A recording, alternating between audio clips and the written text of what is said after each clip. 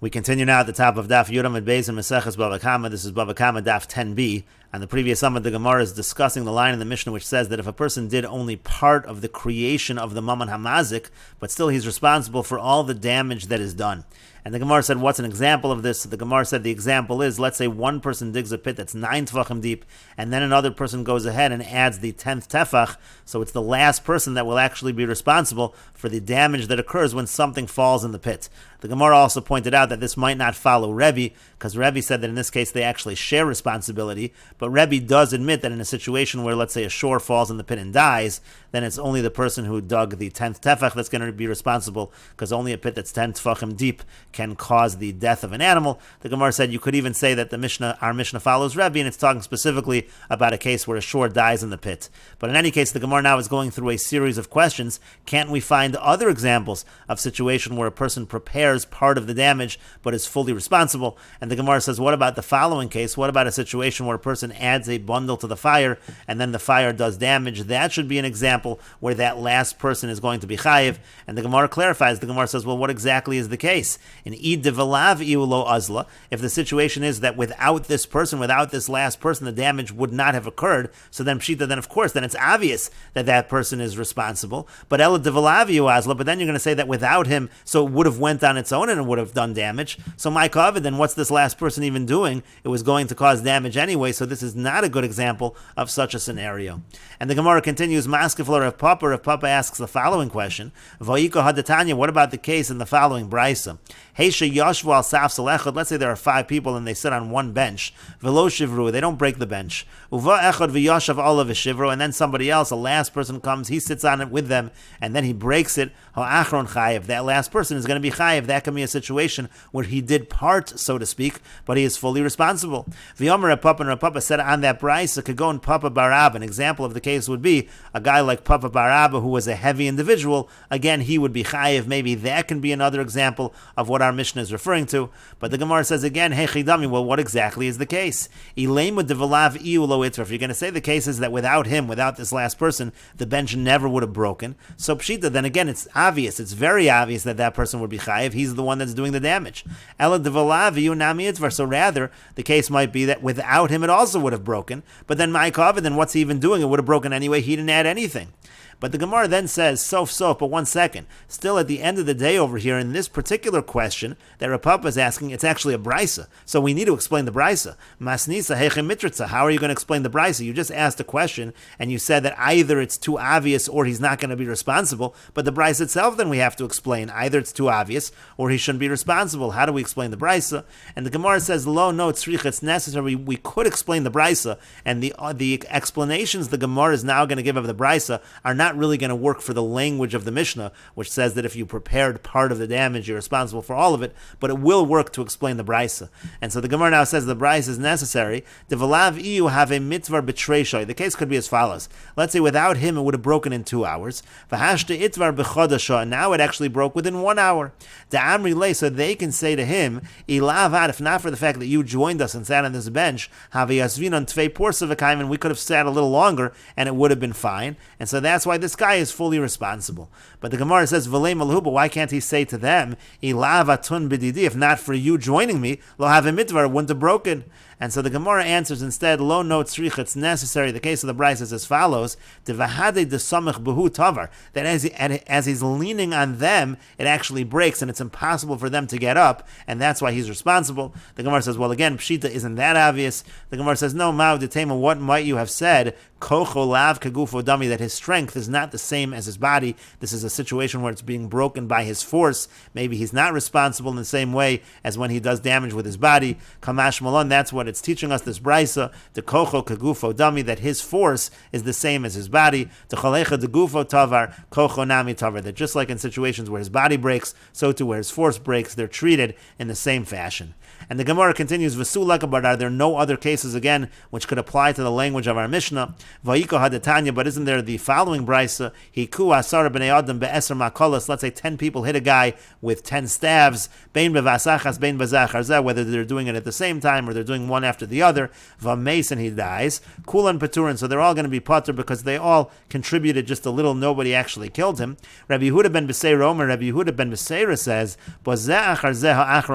if it's they hitting him one after the other, so the last person to hit him is actually chayiv, because he's the one that essentially brought him closer to death, and that's why the last one is responsible. So let's say that our Mishnah is Rabbi Yehuda ben Beseira, the person who did, even though he did part of it, but he's essentially fully responsible. And the Gemara gives two answers. The first answer is Biktala lo Kamairi. Our Mishnah is not dealing with situations of the death penalty, and that's why that's not brought as an example of the case of our Mishnah. And the Gemara continues with the second answer, if you want, I could say that our Mishnah is not dealing with a situation of an argument. Here we would be saying that our Mishnah is only following Rabbi Yehuda ben Beseira and not the Tana Kamma. The Gemara says, but we're not dealing with arguments. Didn't we say that our Mishnah might not follow Rebbe? Because again, Rebbe said that if you have the person that dug the 10th tefach of the bore, so then they're actually both chayiv in terms of any damages that the pit does. And we said that the Mishnah doesn't follow Rebbe because our Mishnah says that the last person, the one who dug the 10th tefach, is chayiv. So we see that we are getting involved in arguments.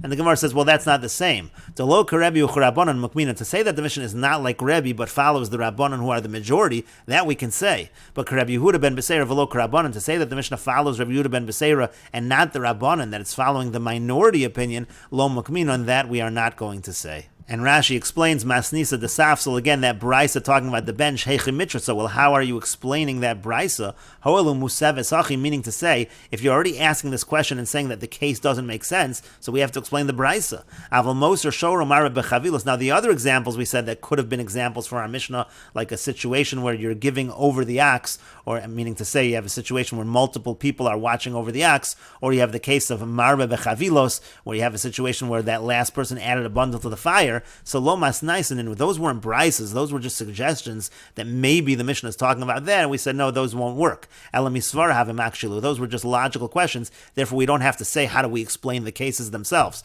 But here where it's a brisa, you have to explain the actual brisa. The Gemara initially suggested that the brisa is talking about the Velav Iu have a mitzvah betray shoy. Without him it would have broken in 2 hours, now it breaks in 1 hour. Ulachi itzrich lemisni, and that's why we have to teach this case in the brisa, lashmin, and to teach us the afilu hachi chayev, that he's chayev nevertheless. Umiu bahade ahid chofer bor lo matzi lemisnia. Now, nevertheless, it can't be similar to the case of digging the pits, where we're saying it explains our Mishnah that have a hach kehechsher b'mixas nizko demas nisin, that this would be like, again, he prepared part of it and he's responsible for all of it. The lo mixas neziku, because if the case over here is that he made it break a little earlier, that's not partial damage. Elakol nezek sharishonim lo ischil l'shavron. Really, he's doing all of the damage, because the first people, they didn't start breaking it at all. This person essentially caused all of the damage at this point in time.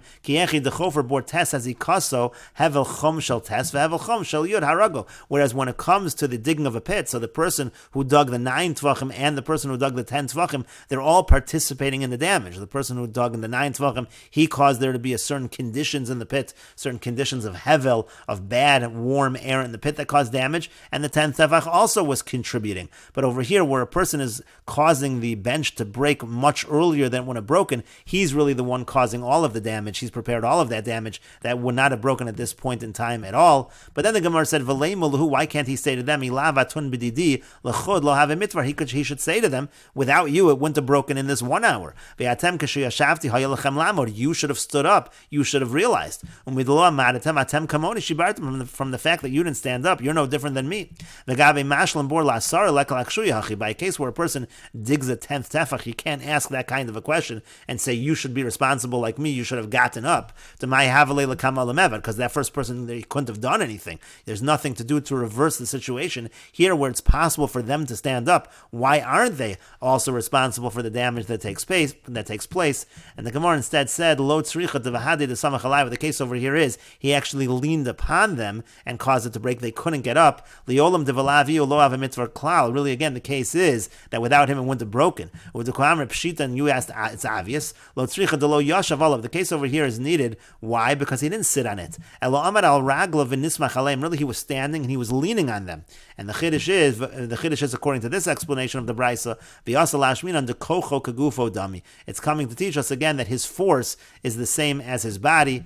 And then the Gemara said finally, what about this last case where you have a bunch of people striking someone and he dies? Peturin shein yadua al yedei minerek. So again, the Rabbanan said that in that situation they're all putter because you don't know exactly who killed him. And then Rabbi Yehuda ben Meseira said, no, the last person, Shakir Reb Misaso, he's the one that caused the death. Who Rabbi Yehuda ben Meseira of Rabbanan Mefarish b'Sanhedrin. What the machlokas is, that's all explained in Sanhedrin. Beperak Elohen and Esraf and Rabbi Yehuda Savar Kiyaka called Nefesh Adam Ksiv Demashma Kol Dehu Nefesh. Rabbi Yehuda learns the pasuk of Kiyaka called Nefesh Adam that it means any amount of life. That's why this last person is responsible. Rabbanan Savri Kula Nefesh Mashma, but the Rabbanan say no, it's the entire person's soul. V'hainu echsharti b'miksas nisko. So if you follow Rabbi Yehuda ben Meseira, that would be preparing part of the damage. Dumya dechofer bor sharishon hezek v'achron harag. Similar to, let's say, a person digging a pit. The first one causes the damage to happen, and the last one causes the death by adding that last tefach to the pit. That's essentially the same thing over here. So according to Rabbi Yehuda ben Meseira, don't we have another example of this idea of hechsharti b'miksas nisko, that you're fully responsible? And the Gemara ultimately answered, either you're going to say we don't want to get involved in a machlokas and say that our Mishnah is only like Rabbi Yehuda ben Meseira, or the Gemara said we don't want to say that our Mishnah is dealing with situations of the death penalty. And the Gemara continues at the two dots. The Mishnah said, Chavti b'tashlume nisko, so I'm responsible to pay for the damage. And the Gemara notes, Chavti b'nisko lo katani. It doesn't say I'm responsible for the damage. Ela b'tashlume nisko. It says I'm responsible for the tashlume nisko, the payment of the damage. And the Gemara understands the word tashlume to also be an idea in a language of completion. And the idea is as follows, Tanina loha detanu rabbanan. Our Mishnah says the same thing as the following brisa, tashlume nezek. What does it mean, tashlume nezek? What does that mean to complete it? Malamed shahabayla. What it means is that the owner, meaning to say here the nizik actually has to deal with the dead carcass. The nizik keeps the carcass, can sell the carcass, get whatever value out of it, and then it's only the remaining amount that the mazik, that the person who caused the damage, has to pay. So for example, in a situation where a mazik's shore damages a nizik's shore, kills a nizik's shore, so the nizik keeps that dead shore, whatever that value is, and then the remaining amount of damage that was caused, that's what the mazik pays. And the Gemara says, Minohani mili, from where do we know this idea that the nizik keeps the nevela, that value, and you're only paying for the remainder? Amar Rav Ami says, the Amar Krutz, because the pasuk says, Make nefesh behema yishal mena. This is talking about a case where a person kills another person's animal. So in that case it says yishal mena. Al tikra yishal mena ela yashli mena. Again, don't read it as yishal mena that you have to pay for the damage for the killing of the animal, but rather yashli mena, you have to complete the amount, meaning the dead animal is kept by the nizik, and then you pay the remainder in terms of damages. Rav Kahana Amar Mehacha, Rav Kahana says it's learned from here, from the following pasuk. Now this is talking about a situation of a shomer who is guarding an animal, and then he doesn't guard it properly, and then it gets torn up. So it says, Im tarof yutaref yiviyehu aid, hatrefa lo yishalim. It says if it gets torn up, you bring a witness. Now the simple explanation is that the shomer brings a witness that it was an accident, that he's not responsible, and then he doesn't have to pay. But we darshan the pasuk as follows: in situations where you do have to pay, ad treifa yishalim, you pay until the value of the treifa, but treifa atzma lo yishalim, but the treifa itself, that carcass itself, you don't actually have to pay for, because again, the nizik keeps that, you only have to pay for the remainder. And finally, the Gemara brings a third source for the idea of bailim metaflin benevela. Chizkiya Amar Mehacha, Chizkiya, it says, it comes from here, from the following pasuk, v'hamesi alo, it says the dead animal belongs to him. That's talking about, again, where a shore kills another shore. So la nizik, it means to say that the nizik keeps the dead animal, and you only pay for the remainder. V'chein tana de v'chizkiya, this was similarly taught in the yeshiva of Chizkiya, v'hamesi alo, it says the dead animal belongs to him. Who is him? La nizik, it means the nizik. Atomer la nizik oeno el mazik, you're saying it belongs to the nizik, maybe it belongs to the mazik, and the mazik pays the full amount.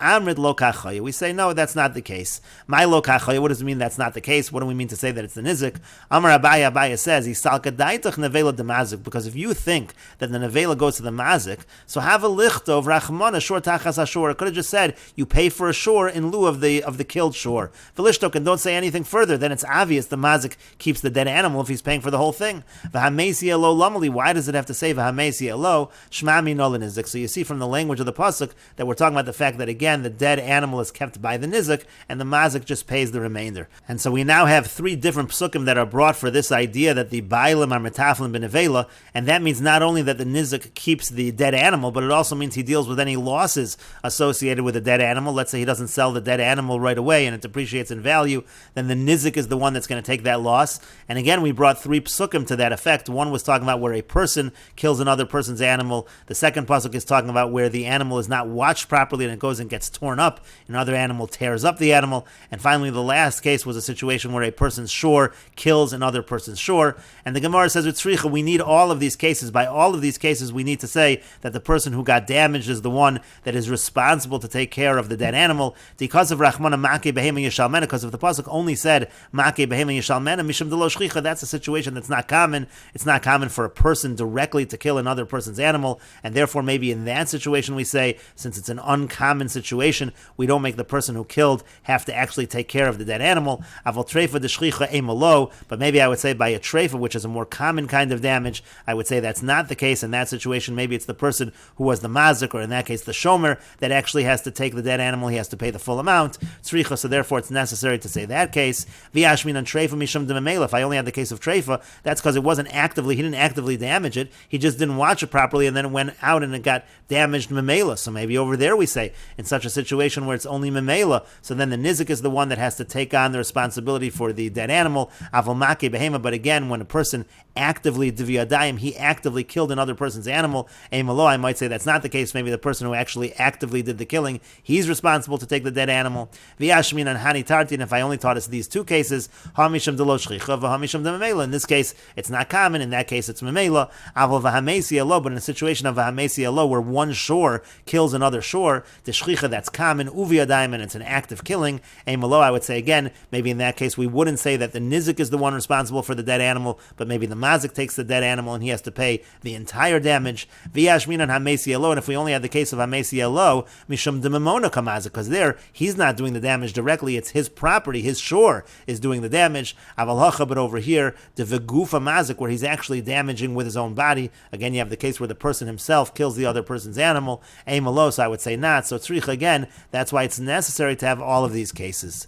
And the Gemara continues, Amalei Rav Kahana l'Rav, Rav Kahana said to Rav, Elatayma dekos of Rachmana v'hamesi alo. The only reason why it's the nizik that has to deal with the dead animal is because it says v'hamesi alo. Halav hachi, but if not for that, hava amina nevela demazikava. I would have thought that the nevela belongs to the mazik. He's the one that takes the nevela, and he has to pay for everything. But that doesn't make sense. Hashto yislei l'didei kama treifos. Because now, if this person, let's say he owned a bunch of animals that were treif, that were torn up, yoivle, he's allowed to give that as payment. Diyamar mar, because the master said, Yashiv l'rabo shava kesef afilu subin. The word Yashiv says that you can pay anything that's worth money, even bran, you can pay in anything. So you're allowed to pay in treifas. So didemi boy, so to say that he's able to give him his own treif animal, meaning the nizik's own treif animal, of course, it's not even needed to say that that can be used as payment. So what's the chiddush to say that the nizik is the one that keeps the mace? Of course the nizik is the one that keeps the mace, because the mazik is allowed to pay with dead animals. And the Gemara says, lo, no, nitzrach, it's necessary, as we really just explained above, el lefchas nevela, it's needed, let's say that nevela depreciates in value. So who's the one that takes that loss? And we're saying, yeah, of course it's true that a mazik is able to pay in treifos, but let's say this particular dead animal that was killed, let's say it depreciates in value, who's the one that takes that loss? So you need the pasuk of Hamesi Elo to say that it's the nizik that takes that loss. And the Gemara says, Lema pechas nevela tanoi. Let's say that this depreciation of the nevela is actually machlokas tanoim. The Tanya, because we learned in a braysim, tarofyu tarefyu v'yeiweit. Again, that's talking about the case of the shomer, where it says if the animal gets torn up, he has to bring a witness in terms of exactly what happened. And Rashi explains, Benizko lo katani. The Mishnah doesn't say for the damage. They'll have mashma sheyashalim shor gomer chayv who yitol sanavela. If it would have said you pay for the damage, that sounds like you're paying a full shore, and the mazik is the one that takes the nevela. Ela betashlume nizko. Rather, what it says is Tashlume nizko, the mashma hashlama. That sounds like a completion. Sheitol nizik as a nevela. That means the nizik takes the nevela. V'zem mashlam lo masha pichsa somis, and then he pays him whatever remainder there is of the damage for the fact that he caused it to die. Tashlume nizko malamed lashon hashlama. Again, tashlume is a language of hashlama, completion. Mashlam lo nizik, he has to complete the amount for the nizik. Habayla metaflan benevela. The owners take the nevela. Kolomar no lenas hanevela, meaning again they take the nevela. And Rashi continues. continues, Yashli Men, again, Mashma Yeshalim Hamoser, it's Mashma that the Mazik pays for the remainder, but the Nizik again is the one that takes the dead animal. Yiviyeh, and then we have the case of the Shomer, so if it gets torn up, he brings a witness. Darish Hash Dahachi, here we're darshaning as follows. Im Tarof Yitaref Ashur Bipshiyaso Shal Shomer Sachar. The case here is a Shomer Sachar, it's a paid watchman, and let's say there was negligence on the part of the paid watchman. The High Krab Shomer Sachar, Ksiv, this pasuk is written by Shomer Sachar. Kinamrin Bashol, we say that in Ashoel, Parsha Shnia Nemra B'Shomer Sachar, that this second parsha is referring to a Shomer Sachar. Yeviyeu Eid Hatrefa Yeshalim Kol HaHezek added Demei HaTrefa. So we're darshaning that he pays until the value of the trefa. Aval Demei HaTrefa Atzma Lo Yeshalim, he doesn't pay for the trefa itself. The Nizik Metafel V'Torach B'Nevela L'Mocher, because the Nizik is the one that has to sell the trefa.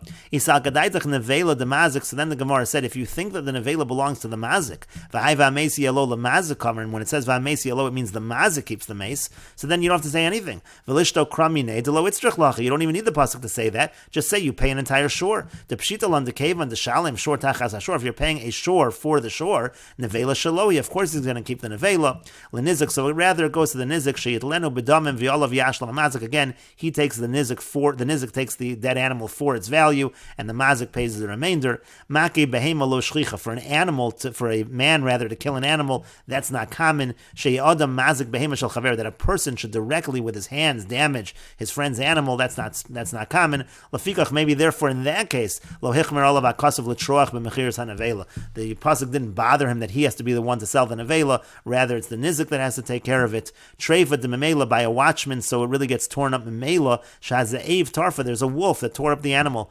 V'Ashomer Lo Niskavin, the Shomer didn't have any intention for that. Amtulachi Chas Rachman Allah, therefore maybe in that case we're a little bit more lenient on him, we have mercy on him. The Lola Mitrach Ben Nevela, that the Shomer doesn't have to deal with the Nevela. Divyadayim Kamazik, that it happens actively, meaning again, in the situation of, let's say, the person causes the damage, that's something that's active. Eimal Mazik L'Troach Ben Nevela, so maybe then, when it's not Memela, the Mazik is the one that has to take care of the Nevela. Umeshalim Hadamim, and he has to pay the full amount. Kamash Malon, I might have thought that's why it's teaching us that also over there again, the Mazik doesn't have to deal with the Nevela. And finally, V'Hamesi Elo, Mishtoi B'Shor Nagach, when it's talking about V'Hamesi Elo, it's talking about when one shore gores another. Tishchiach, that's common. Uviyadayim Humamish, that's also called Biyadayim, because in such a situation, Shu Niskavin L'Hazik, the animal had intention to do the damage. And then the Gemara said that if you have a situation of the gufo, when he damages with the body, Shomer Sachar Shapasha V'Nitrafal Yadei Ze'ev, even a Shomer Sachar who's negligent and a wolf tears up the animal, Kinizke Gufo, that's also like Nizke Gufo. That's kind of the same as if the person directly damages the animal, Chashav Le'Sharei Haya Olav L'Shomer, because he was responsible to watch it. Masha'ein Kain, that's not the case, let's say, when a shore gores another shore, that's not considered Nizke Gufo, that's Nizke Mamono, that's the person's money that is causing the damage. And Rashi continues, Hashti Havale Trefos, again, can't the Mazik even just pay in Trefos, meaning to say, Lamazik, if the Mazik has Trefos, Kashir called the Nizko, and it's the value of the amount of damage, have a Yoev Lebal Karche the Nizik, so he'll be able to give him Trefos as the payment. The Yamar Mar Yoshev L'Rabos Didemi Boy, because the master said Yoshev, so of course he's able to give him his own dead animal. And then the Gemara finally explains, Lo Nitzracha Had the Kasav Kra the Nizik Metafel Ben Nevela, when it says that the Nizik takes the Nevela, it's El L'Pchas Nevela. The idea is that he has to take any depreciation, he takes that loss. Ta'achi Amar Achmana, that's what the pasuk is saying, the Mishas Misa, that from the moment of death, Kaya B'Reshus the Nizik, it's in the Reshus of the Nizik, V'Mesriach U'Pichsadamim, let's say it starts depreciating in value, Mishas Misa V'Yachas Hamad Bedin, from the time of death to the time that they come to court, Pseida the Nizik. The point over here is that that's the loss of the Nizik, U'Meshalim Le Mazik Masha Nizik have a Yeser Al Adam, and the Mazik has to pay him whatever the extra was. Shaisa Nevela Shava B'Shas Misa, whatever the Nevela was worth at the time of death, so the amount beyond that in terms of the damage, that's what the Mazik has to pay. And we will continue with this discussion in the next video on Daf Yud Aleph Amud Aleph.